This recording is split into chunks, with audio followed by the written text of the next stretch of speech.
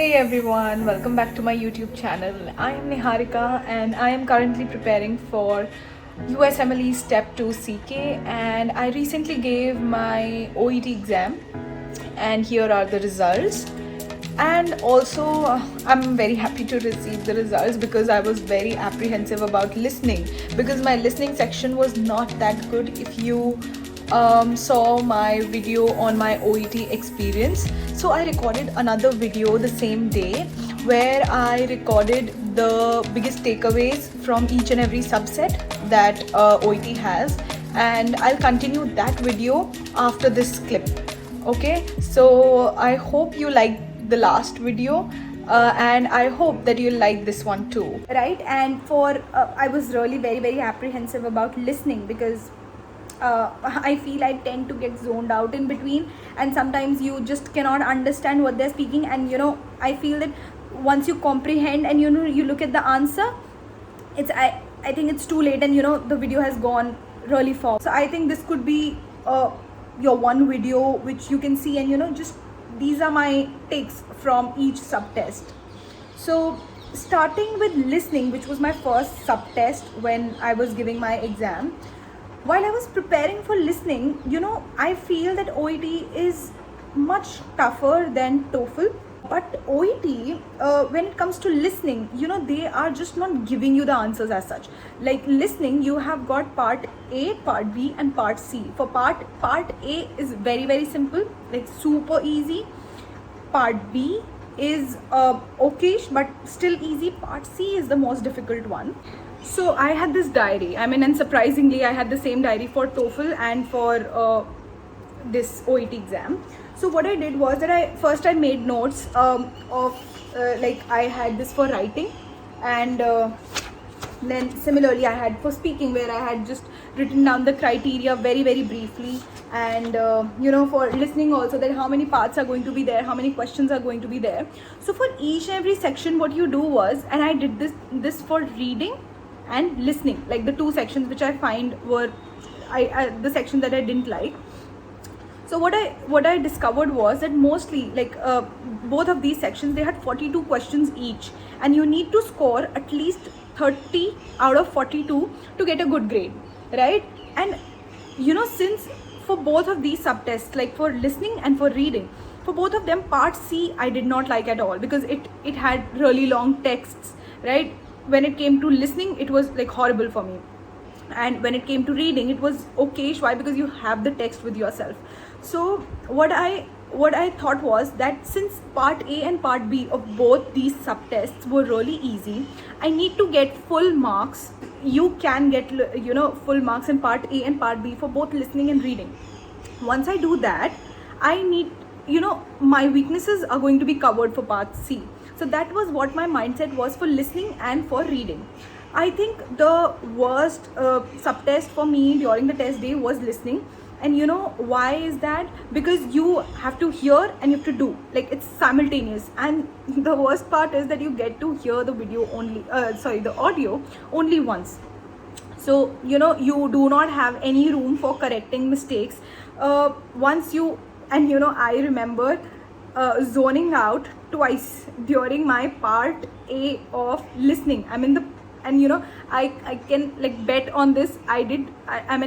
Those fill in the blanks, I have done those. Two of them I've did wrong. Why? Because I've just zoned out.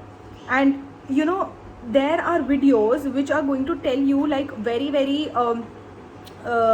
nicely, like those official E2 videos, that how do you do. Since I knew that for reading part C and for listening part C, they were my weaker points, so I watched videos which was specifically for part C of listening and part C of reading. So you can write that down, and there are specific videos. And the biggest takeaway that I can take from listening and reading, especially part C, because, and the worst thing is that they are going to give you synonyms. Okay, so for example, it's written that what is this particular person's main work, like what is the main aim of doing this. And in the text, like in the audio or maybe in the text, they are going to say or write priority of my work is. So they are giving you synonyms, and It's okay when it comes to reading. Why? Because you have the text in front of you, you can read it n number of times as you want. But when it comes to listening, you have to listen, you have to process, and you have to write. So to tackle that, what I did was that part A and part B, you do not need to worry about. You just have to listen, you have to write, listen and write, no worries. But when it came to part C, the time that you get to read the questions, right, what I did was that I used to encircle those particular words that I, that is the question. Like, what is their main aim? So I used to encircle main aim, so that once I read the questions and I encircle all those questions, the main question, so that when I move from one question to another, I need not read the full line, and I just encircle thing. So it's very important for you to utilize that time that they give you, because in that time you can encircle things, you can underline. When I'd be listening to the audio, then I used to focus on that word, and then I used to think that, okay, is any synonym used, okay, and if this is the answer. And once you get the answer, you just very briefly read the options, although options are very, very confusing because they tend to use the words which they have used in the video. But trust me, this is not just listening and putting it. You need to understand also, because they give you, as I mentioned, they give you a lot of words that are already mentioned in the audio, right? And you will feel that, okay, this word was mentioned, so I just put that. No, you have to eliminate choices also, because not necessarily if they mention the same word as that of the audio, that's not going to be the answer. You need to understand, and mostly they use synonyms even in the options and in the question. So practice listening really well, because my listening subtest was okayish, and I wish I get a good outcome. And but listen very, very carefully. Doing sample tests for listening and reading, once I used to recheck check my answers. When I got a particular answer wrong, I used to analyze, and I used to think that, okay, I'm going to go back to the text or the audio, I'm going to listen again. For listening, in the sample tests for listening, you've got transcripts, like they are the written version of your audios. So you can go and you can read, and you can see that, okay, I made a mistake here.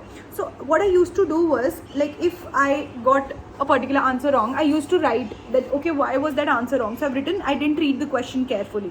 Okay, maybe the question was asking something and I wrote something else. Okay, I used to write my takes, like listen very, very carefully, keep in mind the question very carefully. So for that I used to encircle. Okay, and I did that in the exam also. You get maybe 90 seconds to read the questions, maybe you get 30 seconds to read the questions. So then you encircle your main thing, and the time that is given to you for reading, utilize it really very, very well. Because when it comes to listening, I mean, this is really very, very important for listening. When it comes to listening, you utilize that time really well. I mean, whatever seconds are given to you, just read your question, encircle that particular word which is the question, and you will have to hear for the synonym, and then you'll have to answer. Okay, so that is why listening is a bit tough. I mean, if you are a good listener, it might be easy for you, but I tend to get zoned out. I mean, I don't like it, but it's okay. And you have to be present. I mean, focus is very important for listening. For reading and writing, it's nothing. Reading can be exhausting, so read very, very carefully through the text. Keep in mind that you have the clock ticking, and don't worry, they have got a clock which has got the seconds and everything, so don't worry about the clock. So for example, I knew that if I could do part A and part B of reading, so I'll get 30 questions correct right away. Okay, so my weaknesses would get covered in part C, even if I won't be able to get a lot of answers right. Similarly, do that for listening part A and part B. Give your full complete attention, because those questions are easier to do, easier to attempt. So get full marks in part A and part B, and then part C you can give your best. Even if you get a few questions wrong, doesn't matter. When it comes to writing is super easy. It's just one single point that you have to keep in mind when it comes to writing, and that is choosing the relevant case notes. There's going to be a format, but format means first you put the date, then you put the address, then you put dear, and address it to the doctor who is going to be seeing the patient. Then you write re, and then you have like 2 dots, and then you mention the patient and their age. Then you have the body of the letter, and lastly you have yours sincerely, Dr. This. the main thing is the body, right? You need to have 180 to 200 words. But so when you'll be looking at the writing samples on the official site, you'll see that they are very, very concise, okay? And they are, what you need to understand is not that you need to put the least amount of information, but the best information. So you need to kind of sieve down the information. They are going to give you a complete case notes. I mean, complete case notes as in everything. But it depends to whom you're referring the letter to. Is it an occupational therapist? Is it some gastroenterologist, a pulmonologist, or what? So, for me, for example, what question I got was that I already have this patient referred to me by his general physician, right?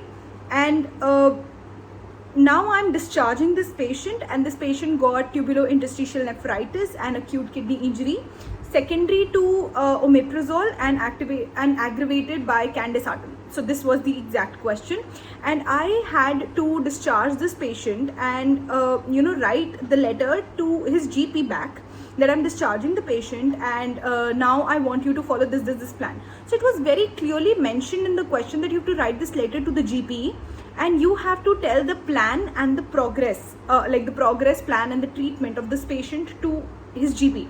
So I won't include any past information in this letter. Why? Because he is this person's GP, right? He'd already know about the patient, and because he referred the patient to me, I only have to include what I did like beyond the GP's expertise, okay? So there was a section with the plan, the treatment, and what happened to the patient after he came to me. So I just had to write that, and in the treatment. So I did not have to include his social background, any medical history or anything, because that was all known to the GP. Why would I increase my, don't think that if you're going to increase the word count in your writing letter in OET, it's going to help you. No, it's not going to help you. You just have to be so concise, even if you do not even have to write that there were no significant findings or I did a physical examination, unless you have something significant, okay? Because I know that he is his general physician, and his blood pressure, his diet, and when he can return to work, everything is going to be important to him. I mentioned that.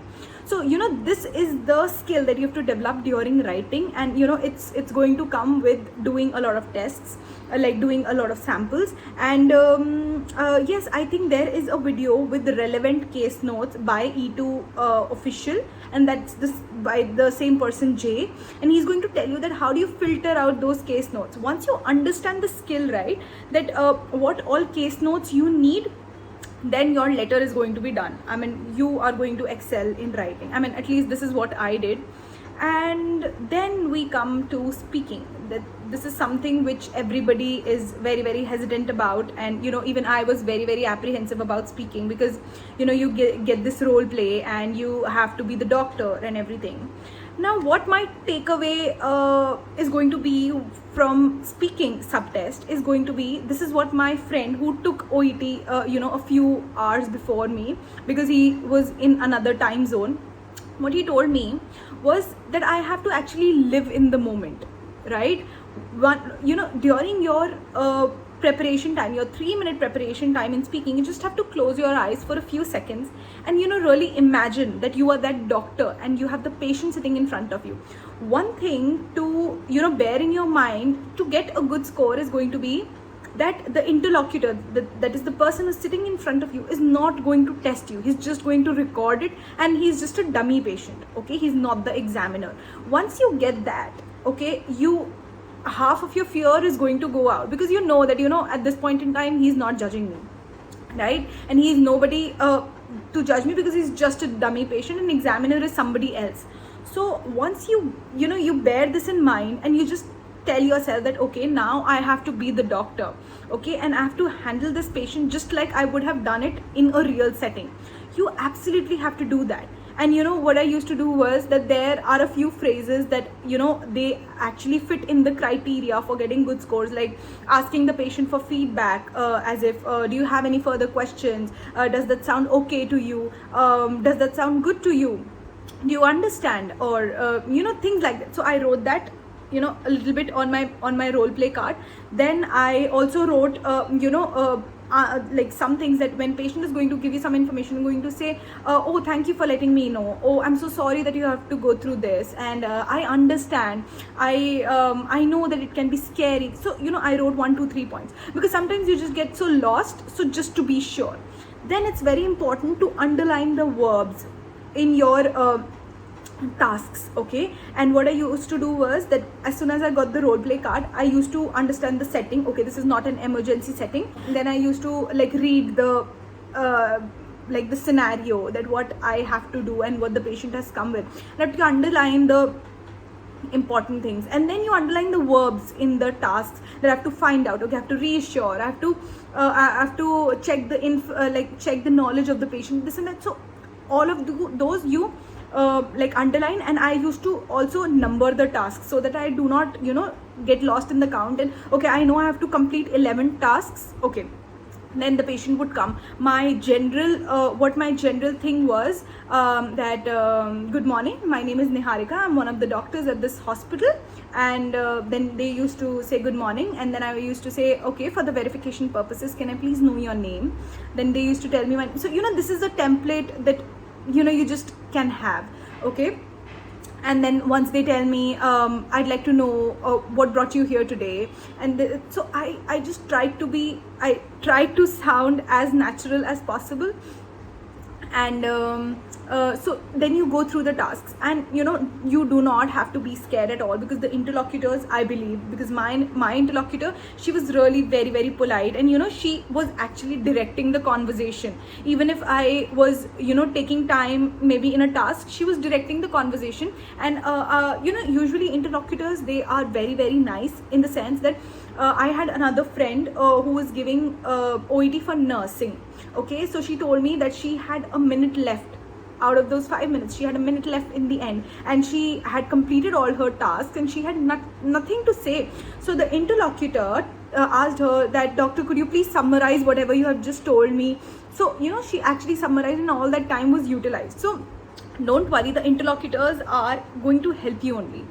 Okay, and then after I completed all the tasks, I mean just finding out, I'd like to know more about your symptoms. Okay, could you please tell me about this? Okay, I understand from your symptoms, I can understand that maybe there's a possibility that you have this problem. Do you know anything about this? They'd say, no, I don't know anything. Okay, will that be okay if I could give you some brief information about this problem, this medical condition? Then they'd say yes, and then I try to explain them that what it is in the layman's language. Okay, do you understand? So these are the kind of things that you have to use. You need to understand that after everything, you need to thank the patient, as in you need to say something. Okay, I understand, thank you for letting me know, oh, I'm so sorry that you have to go through this. So this is what it is, and you have to ask for permission. I mean, these were 2 rules that I was following after each and every sentence. Okay, will that be okay if I do this? Do you understand? I completely understand that you'd want this, but I'd highly recommend that you do. So this is the pattern that you have to follow. There's a certain pattern, but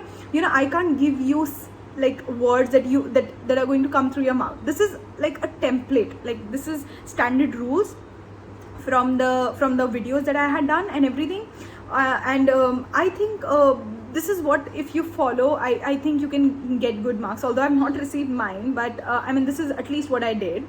So this is these are the 2 things that you need to keep in mind. One, you have to take like you have to say thank you. You have to live in the moment. You have to actually be the doctor. The other thing, which another tip that my friend told me, was to give expressions, right? Although it's just the audio which is recorded, but it actually gives the role play a really good feel if you have expressions also. So like, oh, I completely understand. So that empathetic look. And if the patient is saying something like, I take a good care of my diet and everything, oh, that's really nice to know. So that subtle smile and that look of empathy, that can make a big difference. Okay, and that can actually make you feel like a doctor at that time, and can really direct your role play to a whole another level, where it feels so real and can really fetch you good marks. I used to end the role play like, thank you for seeing me, and in case you have any further questions, don't hesitate to reach out. I hope I could help you. So just create a template that you are comfortable with, and then practice a lot. For me, speaking practice I did mostly on my own. I did that with a friend, but after that I used to put a 5-minute timer, and I used to like practice with myself, and I just speak my part and like wait for the patient to speak, and just give those looks that okay, if I'm listening, and you have to nod, you have to say yes, and so these are all a part of having a real role play. So don't think of it as a role play, but think of it as a real world conversation. Okay, the way you speak with patients in your hospital, that's the same way that you have to do it. I mean, your language could be different, like for me it's mostly Hindi, right? But you just have to convert it in English. And I guess if your courses are in English, you watch English movies, and you speak in English often, then I don't think this should be a problem. That's about it. So thank you very much for watching this video. If you like this video, give it a thumbs up and subscribe to my YouTube channel. I hope I'll be posting more content based on my experience, and making videos is also going to encourage me to try out new things so that I can pass that on to you. And bye bye, thank you so much.